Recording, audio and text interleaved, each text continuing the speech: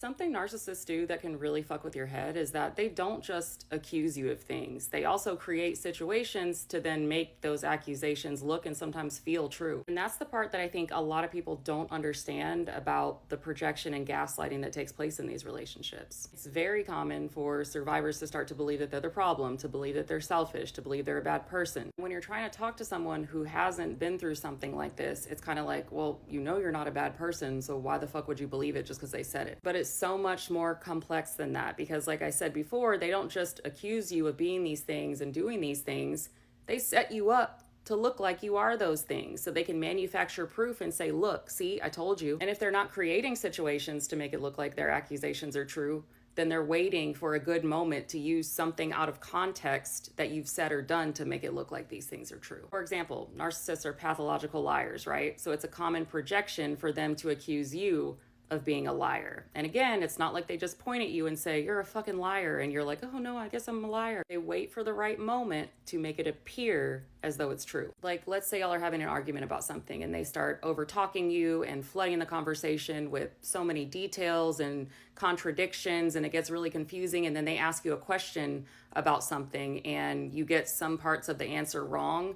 And then they hold it against you and say, look, you can't even get your fucking story straight. And they'll do this multiple times in multiple situations so that they create this imaginary pattern of behavior of lying on your part. Or they'll force you into a situation where you feel unsafe telling the truth, and then they'll wait for you to fuck up and hold it against you. Like, let's say they've isolated you through coercive control. So they haven't directly told you, you can't go hang out with your family, but every time you do and you get home, then they punish you with the silent treatment, or they leave and disappear on you. And so they condition you to fear their reaction to you hanging out with your family, even though you're doing nothing wrong by hanging out with your family. So one day you go hang out with your mom and you're absolutely terrified to tell them that you're hanging out with your mom because of their reactions every time you hang out with your mom.